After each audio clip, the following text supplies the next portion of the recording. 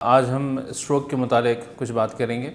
Stroke basically ہماری community میں stroke کو ہیٹ اسٹروک سے بعض اوقات کنفیوز کیا جاتا ہے۔ پہلے میں تھوڑی سی ٹرمینالوجی اس کو میں ڈفرینشیٹ کر دوں۔ السلام علیکم، میرا نام ڈاکٹر نام خدا ہے، میں کنسلٹنٹ نیورولوجسٹ ہوں۔ ہیٹ اسٹروک ہمارے پاکستان میں کافی کامنلی گرمی کے دنوں میں ہوتا ہے، جو کہ زیادہ گرمی میں کام کرنے کی وجہ سے کی وجوہات ہوتی ہیں۔ اس کے علامات بہت ڈفرینٹ ہوتی ہیں، لیکن آج ہم جو ہے اسٹروک کے متعلق بات کریں گے، جس کو اردو میں فالج کہا جاتا ہے۔ اور فالج کی علامات جو ہیں اس سے بہت مختلف ہوتی ہیں۔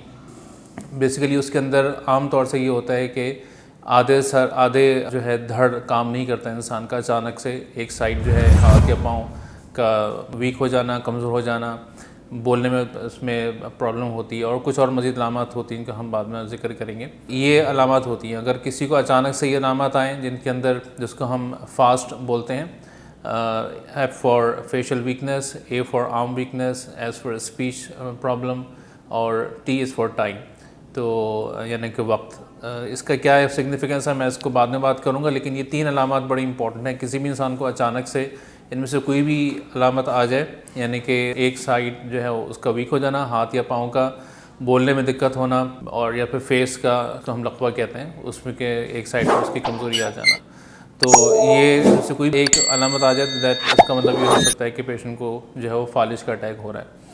اور فالج جو ہوتا ہے بیسیکلی دو طرح کے ہوتے ہیں۔ فالج جو ہے وہ اس کے اندر ہوتا یہ ہے کہ بلڈ سپلائی جو ہے برین کی اس میں ڈسٹربنس ہوتی ہے، اور کی دو وجوہات ہو سکتی ہیں۔ ان میں سے ایک یہ ہوتا ہے کہ جو شریانیں ہیں دماغ کے اندر جو کہ بلڈ سپلائی کرنی ہیں، they work just like pipelines, ان کا اچانک سے بند ہو جانا یا ان میں تنگی آ جانا، اس کی وجہ سے جو ہے وہ بلڈ آگے نہیں پہنچ پاتا دماغ کے ایک حصے میں، اور وہ حصہ پہ کام نہیں کرتا۔ دوسری وجہ یہ ہوتی ہے، اس اسٹروک کو ہم اسکیمک اسٹروک بولتے ہیں، اور تقریباً 70% لوگوں کو یہ اسکیمک اسٹروک ہوتا ہے ہماری کمیونٹی میں۔ ویسٹ میں اس کی فریکوینسی اور زیادہ ہے، تقریباً 80% لوگوں کو اس طرح کا اسٹروک ہوتا ہے، اس کو اسکیمک اسٹروک کہتے ہیں۔ دوسری جو ٹائپ ہے وہ اس کو ہم برین ہیمریج بولتے ہیں یا ہیمریجک اسٹروک بولتے ہیں۔ اس کے اندر یہ ہوتا ہے کہ جو دماغ کی میں جو بلڈ سپلائی جو بلڈ ویسلز ہیں، جو آرٹریز ہیں، وہ برسٹ ہو جاتی ہیں اور خون باہر آ جاتا ہے، اور وہ دماغ کا حصہ جو ہے وہ متاثر ہو جاتا ہے، وہ دماغ کا حصہ کام نہیں کرتا۔ ہماری کمیونٹی میں، ہمارے ملک میں تقریباً 30% لوگوں کو اس طرح کا برین ہیمریج ہوتا ہے، اور جو ہے ویسٹ میں تقریباً 15% اس کی جو ہے وہ فریکوینسی ہے۔ اس کے اندر پھر دونوں کی علامات تقریباً سیم ہوتی ہیں۔ بعض اوقات برین ہیمریج کے اندر سر کا درد بھی بہت شدید ہوتا ہے، لیکن ہمیشہ نہیں ہوتا ہے۔ اس کو ڈفرینشیٹ کرنے کا طریقہ یہی ہے کہ آپ پیشنٹ کو جو ہے ہاسپٹل لے کر آئیں، ان کے ہم کچھ برین امیجنگ کو CT اسکین وغیرہ کرواتے ہیں، اور پھر اس کے بعد ہم آگے ڈیسائیڈ کرتے ہیں کیا کرنا ہے۔ اسٹروک جو ہے بیسیکلی جب بھی کسی کو اسٹروک ہوتا ہے، جیسے میں نے آپ کو بتایا تھا کہ اس کے علامات کو یاد رکھنے کے لیے جو ہم نیمونک یوز کرتے ہیں وہ فاسٹ ہوتا ہے۔ تو اس کے اندر جو فاسٹ ہوتا ہے، F for facial weakness, A for arm weakness, اور S فار اسپیچ ڈیفیکلٹی، اور T is for time. Time is very important. یہ کہا جاتا ہے کہ ٹائم از برین۔ اس کی وجہ یہ ہے کہ جب اسکیمک اسٹروک ہوتا ہے تو اس کے اندر جو بلڈ ویسلز جو کہ ان کے دل میں تنگی آ جاتی ہے، جو اکلوڈ ہو جاتی ہیں، بلاک ہو جاتی ہیں، وہ جو دماغ کے جس حصے کو بلڈ سپلائی ہونا تھا اس کو بلڈ نہیں ملتا، وہ حصہ جو ہے وہ مفلوج ہو جاتا ہے، وہ کام نہیں کرتا۔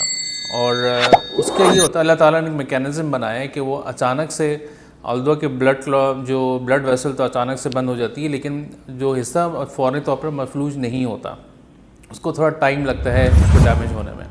تو ہوتا یہ ہے کہ دماغ کا ایک چھوٹا سا جس حصے کو بلڈ سپلائی ہونی تھی، اس حصے کا چھوٹا پارٹ جو ہے وہ ڈیمیج ہوتا ہے، اور باقی سارے بڑا حصہ جو ہے وہ اگر اس کو بلڈ مل جائے فوری طور پہ تو پھر وہ دوبارہ سے زندہ ہو سکتا ہے اور کام اپنا نارمل طریقے سے کر سکتا ہے۔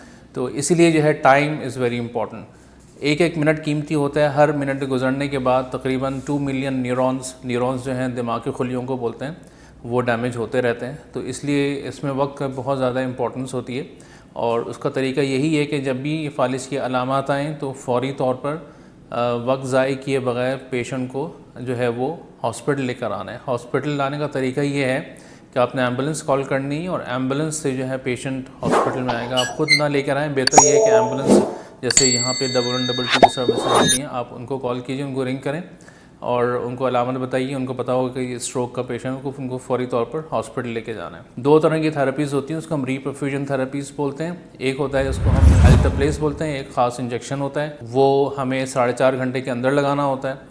اور دوسری طرح کی تھراپی ہوتی ہے, اس کے اندر ہم جو ہے ایک چھوٹا سا پروسیجر کرتے ہیں اور دماغ کی شریان جو کہ بلڈ جو کہ بند ہوتی ہے وہاں تک ایک چھوٹی سی ٹیوب لے کے جاتے ہیں اور اس میں سے وہ کلاٹ جس نے کہ شریان کو بند کیا ہوا ہوتا ہے وہ نکالا جاتا ہے. اس کو ہم تھرومبیکٹمی کہتے ہیں, تو میکینیکل تھرومبیکٹمی یا تھرومبیکٹمی بولا جاتا ہے.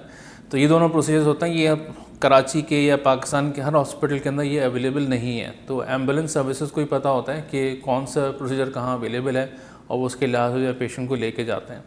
تو اس لیے ٹائم بہت زیادہ امپورٹنٹ ہے. آپ نے فوری طور پر جیسی علامات آئیں, ہر شخص کو پتہ ہونا چاہیے کہ علامات کیا ہیں اس فالج کی, اور جو ہے فوری طور پر ایمبولینس سروسز کو جو ہے بلائے جائیں اور پیشنٹ کو جو ہے وہ صحیح ہاسپٹل میں لے کے جائیں جہاں پہ یہ سروسز اویلیبل ہیں, ریپرفیوژن تھراپی جس کو ہم بولتے ہیں. یہ چیز ہے جو باقی اسٹروک کا جو ٹریٹمنٹ ہے, بیسیکلی ہم جو مزید جو خون پتلا کرنے کی دوائیاں دیتے ہیں, جو دوائیاں دی جاتی ہیں وہ بیسیکلی مریض کو جب ایک دفعہ فالج کا اٹیک ہو جاتا ہے, ان ریپرفیوژن تھراپیز کے علاوہ بیسیکلی جو باقی جو علاج ہے اس کا مقصد یہ ہوتا ہے کہ دوبارہ فالج کے ہونے کے امکانات کو کم کیا جائے یا مریض کو جو ہے وہ دوبارہ فالج نہ ہونے دیں. اس کے لیے کچھ بلڈ تھننگ میڈیسنز ہوتی ہیں جیسے ایسپرین ہے یا اور ڈفرینٹ طریقے کی میڈیسنز ہیں, اور جو ہے وہ بلڈ پریشر شوگر کنٹرول ہے تاکہ دوبارہ فالج نہ ہو. ایک اور چیز کا میں ذکر کروں گا, وہ جب فالج کا اٹیک جب ہو جاتا ہے, مریض جو ہے وہ تھوڑا اسٹیبل ہو جاتا ہے. بہت سارے پیشنٹس جو ہوتے ہیں, فالج ہے بیسیکلی دنیا بھر میں as a leading cause of death and disability. بہت سارے پیشنٹس جو ہیں they are disabled for a very long time, ان کی اپاہجگی رہتی ہے ان کو. یہ ریپرفیوژن تھراپی جو ہے اس سے ہم زندگی بھر کی اپاہجگی کو ہم بچا سکتے ہیں اگر صحیح ٹائم پہ مریض کو مل جائے. لیکن بہت سے مریضوں کو نہیں مل پاتی, اور وہ پھر ان کے لیے پھر یہ ہوتا ہے کہ ان کی ریہیبلیٹیشن ہے, ان کی فزیو تھراپی ہے, ورزش وغیرہ ہے, وہ سب ہم کراتے ہیں. اکثر فالج کے مریضوں کو جو ہے وہ سوالوئنگ امپیئرمنٹ ہوتی ہے, ان کو نگلنے کا مسئلہ ہوتا ہے, کھانا کھا لیں تو ان کو نگلنے میں ان کو پرابلم ہوتی ہے. اس چیز کا بھی خیال کیا جائے جب بھی علامات آتی ہیں کسی پیشنٹ کو, فالج سے کسی مریض کو, تو اس کے اندر آپ نے منہ سے کچھ نہیں دینا پیشنٹ کو جب تک کہ ہاسپٹل جو ہے وہ پیشنٹ نہ چلا جائے, وہاں کے ڈاکٹرز اس کو ایویلیٹ نہ کر لیں اور ان کو بتا دیں کہ ان کی سوالوئنگ اب سیف ہے, اور پھر ان کو منہ سے دیا جائے. اچھا, فالج کے متعلق یا اور کسی دماغی بیماری کے متعلق آپ نے اور مزید کوئی انفارمیشن لینی ہے, معلومات آپ کو چاہیے ہو, تو آپ اولاڈاک کے تھرو میری اپوائنٹمنٹ بک کرا سکتے ہیں, یا اولاڈاک پہ جو میرے کلینکس اویلیبل ہیں وہاں پہ آ کے مجھ سے آپ مزید ڈسکس کر سکتے ہیں. شکریہ. پاکستان کے ٹاپ ڈاکٹرز کے ساتھ اپوائنٹمنٹ بک کریں, وہ بھی پیشنٹ فیڈ بیک دیکھتے ہوئے. آج ہی اولاڈاک ایپ ڈاؤن لوڈ کریں. اولاڈاک, ڈاکٹر کا اپوائنٹمنٹ آسانی سے.